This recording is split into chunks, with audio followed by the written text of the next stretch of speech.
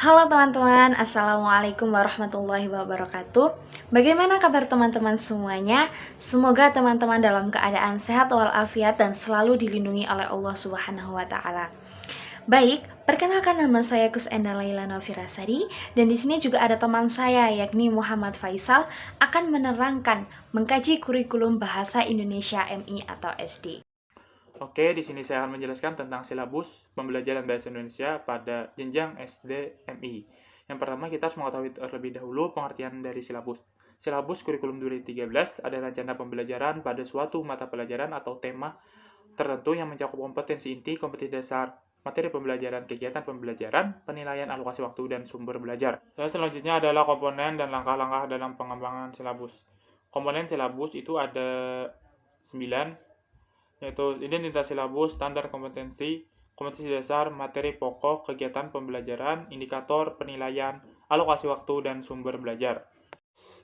Selanjutnya yang kedua adalah langkah-langkah pengembangan silabus. Yang pertama, mengisi identitas silabus. Identitas silabus itu isinya seperti nama sekolah atau madrasah, kelas, mata pelajaran, dan semester. Yang kedua, menuliskan standar kompetensi. Nah, yang dimana menuliskan standar kompetensi ini ada dua komponen. Yang pertama, menuliskan kompetensi dasar, yang dimana kompetensi dasar merupakan sejumlah kemampuan minimal yang harus dimiliki oleh peserta didik. Dan yang kedua adalah merumuskan indikator. Indikator merupakan tanda-tanda atau ciri yang menggambarkan pencapaian kompetensi dasar yang ditandai oleh perubahan perilaku dari peserta didik. Yang ketiga adalah mengidentifikasikan materi pembelajaran, yang dimana dalam mengidentifikasikan materi pokok pembelajaran ini harus mempertimbangkan relevansi. Yang pertama, relevansi materi pokok dengan indikator pada KD ataupun SK. Terus yang kedua, tingkat pengembangan fisik, intelektual, emosional, sosial, dan spiritual oleh peserta didik.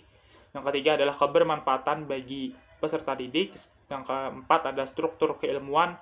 Yang kelima, kedalaman dan keluasan materi. Keenam, alokasi waktu. Ketujuh, tingkat kepentingan. 8, layak dipelajari. Dan kesembilan adalah menarik minat. Selanjutnya, yang keempat adalah mengembangkan kegiatan pembelajaran. Dalam mengembangkan kegiatan pembelajaran ini harus disusun berdasarkan adanya tuntutan kompetensi dasar secara utuh. Terus, kegiatan pembelajaran ini memuat rangkaian-rangkaian kegiatan yang dilakukan oleh si peserta didik secara berurutan agar mampu mencapai kompetensi dasar. Terus, kegiatan pembelajaran ini lebih dipusatkan kepada para peserta didik dan terdapat penentuan langkah-langkah dalam kegiatan pembelajaran tersebut. Selanjutnya, penilaian. Penilaian pencapaian kompetensi dasar peserta didik dilakukan berdasarkan indikator.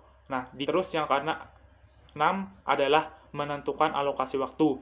Nah, alokasi waktu adalah sejumlah waktu yang dibutuhkan untuk ketercapaian suatu kompetensi dasar tertentu dengan memperhatikan minggu efektif per semester, alokasi waktu per mata pelajaran, jumlah standar kompetensi dasar per semester, serta membagi alokasi waktu penjumlah SK KD dengan memperhatikan tingkat kerumitan dan keluasaan materi. Selanjutnya adalah pengembangan KD ke indikator dalam pembelajaran bahasa Indonesia. Pengembangan indikator yang baik dengan kompetensi dasar dan standar kompetensi yang dikehendaki oleh kurikulum di sekolah, karena indikator merupakan penanda pencapaian kompetensi dasar yang ditandai oleh perilaku peserta didik yang dapat diukur, mencakup sikap, pengetahuan, dan keterampilan. Adapun langkah pengembangan KD ke indikator harus memperhatikan karakter dari peserta didik, mata pelajaran, satuan pendidikan, serta kondisi geografis di daerah di mana sekolah tersebut. Adapun langkah-langkah dalam mengembangkan KD ke indikator adalah sebagai berikut. Yang pertama, menganalisis terlebih dahulu kompetensi dasar. Kompetensi dasar yang ingin dikembangkan ke indikator pencapaian. Untuk mencapai kompetensi yang perlu dikuasai oleh siswa, diharapkan para guru bahasa mampu mengembangkan indikator dengan betul-betul memperhatikan kompetensi yang telah ditetapkan pada kompetensi dasar, yakni apakah tingkat kompetensi itu pada pemahaman, proses, atau penerapan. Pengembangan indikator juga disesuaikan dengan kondisi geografis, karakteristik peserta didik, mata pelajaran yang akan diajarkan. Contohnya kan dalam bahasa Indonesia, KD-nya membaca puisi dengan intonasi, nada, dan sikap yang benar, yang tepat. Jadi indikatornya siswa mampu menjelaskan macam-macam puisi. Selanjutnya adalah menganalisis karakteristik mata pelajaran peserta didik dan sekolah. Nah, menganalisis karakteristik mata pelajaran peserta didik dan sekolah itu salah satu komponen yang penting dalam pengembangan KD ke indikator, karena tentunya di setiap sekolah memiliki perbedaan. Nah, sekolah dengan keunggulan tertentu juga menjadi bahan pertimbangan dalam pengembangan indikator, serta indikator dari masing-masing sekolah tentunya bisa berbeda sesuai bagaimana karakteristik dari siswa tersebut, serta kondisi geografisnya, serta setiap mata pelajaran tentunya juga memiliki indikator yang berbeda-beda. Yang ketiga adalah menganalisis kebutuhan dan potensi sekolah serta daerah perlu dianalisis untuk dijadikan bahan pertimbangan dalam mengembangkan indikator, yang dimana indikator dapat ditambahkan dan diharapkan mampu meningkatkan mutu sekolah. Terus yang terakhir adalah merumuskan indikator.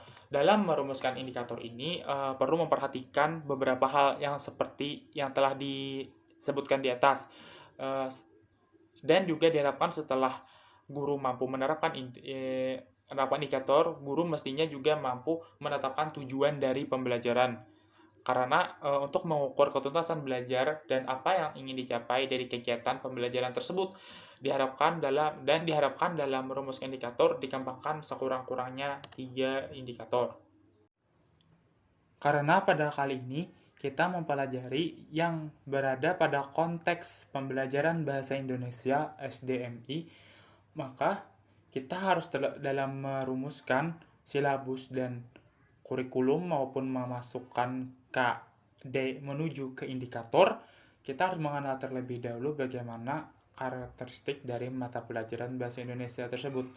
Pada hakikatnya, belajar bahasa adalah belajar untuk berkomunikasi, yang dimana pembelajaran bahasa ini diarahkan agar mampu meningkatkan kemampuan peserta didik dalam berkomunikasi dengan menggunakan bahasa Indonesia yang baik dan benar.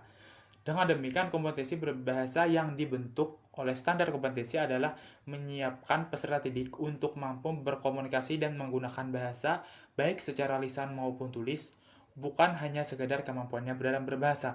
Standar kompetensi mata pelajaran bahasa Indonesia ingin mengembangkan serta peserta didik menguasai pengetahuan, keterampilan berbahasa, dan sikap positif terhadap bahasa Indonesia dan sastra Indonesia. Ada 4 standar kompetensi yang harus dikuasai oleh peserta didik, yaitu standar kompetensi mendengarkan atau menyimak, berbicara, membaca, dan menulis. Adalah siswa diberitahu tentang materi yang harus ia hafal. Namun dalam kurikulum 2013, pendekatan pembelajaran berdasarkan pengamatan pertanyaan hasilnya melalui pemanfaatan berbagai sumber belajar. Jadi, bisa kita lihat perbedaannya. Dalam KTSP, pendekatan pembelajaran ini siswa hanya diberikan materi-materi saja yang harus ia hafal dan nanti harus mereka ujikan di ujian akhir. Namun, dalam kurikulum 2013, pendekatan pembelajarannya itu berdasarkan pengamatan siswa itu sendiri. Bagaimana siswa bertanya, keaktifan di dalam kelas, pengetahuan siswa itu tersendiri, baik pengetahuan itu di rumah, di sekolah, di masyarakat, maupun di mana saja. Itu tentunya mendapatkan poin plus. Kemudian yang ketiga, perbedaannya yakni penilaian pada pengetahuan melalui ulangan dan ujian pada KTSP, dan pada kurikulum 2013, penilaian otentik pada aspek pengetahuan sikap, pengetahuan, dan keterampilan.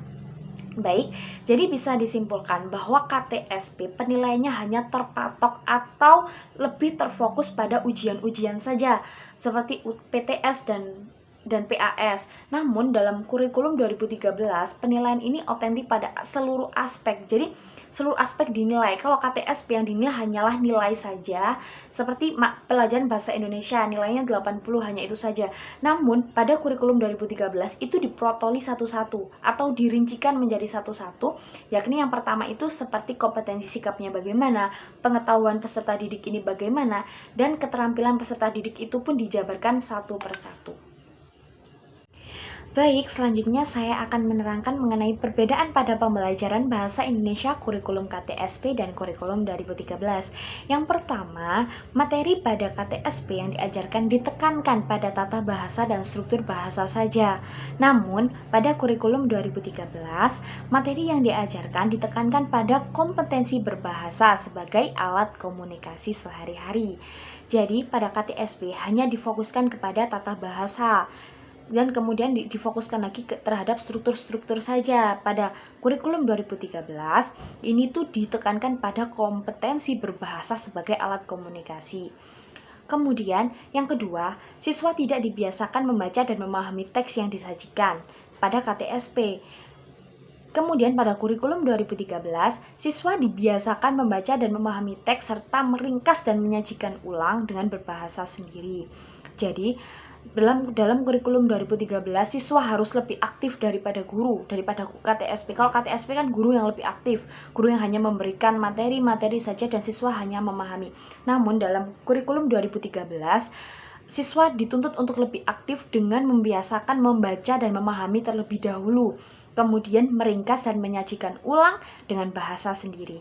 Kemudian yang ketiga, siswa tidak dibiasakan menyusun teks yang sistematis, logis, dan efektif pada KTSB. Namun, pada kurikulum 2013, siswa dibiasakan menyusun teks yang sesuai, sehingga sistematis, logis, dan efektif melalui latihan-latihan teks pada aturan-aturan, sehingga tidak rancu dalam proses penyusunan teks. Jadi, jika di KTSP, siswa itu tidak dibiasakan untuk menyusun teks yang sistematis. Jadi, bisa dikatakan hanya guru yang memberikan informasi. Jadi siswa itu hanya menuliskan apa yang ia diperintahkan. Kemudian jika di kurikulum 2013, siswa ini dituntut lebih sistematis dan teliti sehingga logis. Jadi siswa ini biasanya itu melakukan latihan-latihan menulis sehingga tulisannya ini tidak rancu daripada di KTSP. Karena di KTSP terdapat beberapa siswa atau lebih banyak siswa itu yang rancu dalam penulisannya karena mereka tidak terbiasa. Namun dalam kurikulum 2013 mereka terbiasa. Kemudian yang keempat, yakni kurang menekankan pada pentingnya ekspresi dan spontanitas dalam berbahasa dalam KTSP. Namun, dalam kurikulum 2013, siswa dibiasakan untuk dapat mengekspresikan dirinya dan pengetahuannya dalam bahasa secara spontan. Jadi perbedaannya, jika di KTSP siswa itu kurang spontan, namun dalam kurikulum 2013 siswa lebih spontan akan pengetahuannya. Baik, kemudian perbedaan kurikulum KTSP dengan kurikulum 2013 secara garis besar. Yang pertama, pada KTSP, mata pelajaran tertentu mendukung kompetensi tertentu dan berlaku untuk semua jenjang. Namun, dalam kurikulum 2013, mata pelajaran mendukung semua kompetensi berlaku ke semua jenjang. Kalau pada KTSP, mata pelajaran tertentu ini hanya mendukung kompetensi tertentu. Jadi tidak bisa menunjang seluruh kompetensi, hanya kompetensi tertentu saja. Dan ini berlaku pada semua jenjang SD, SMP maupun SMA. Pada kurikulum 2013, satu mata pelajaran ini menunjang kepada seluruh kompetensi yang ada atau seluruh kompetensi yang berlaku, seperti itu. Yang kedua, bahasa Indonesia sejajar pada KTSP, bahasa Indonesia sejajar dengan mata pelajaran lain untuk jenjang SD.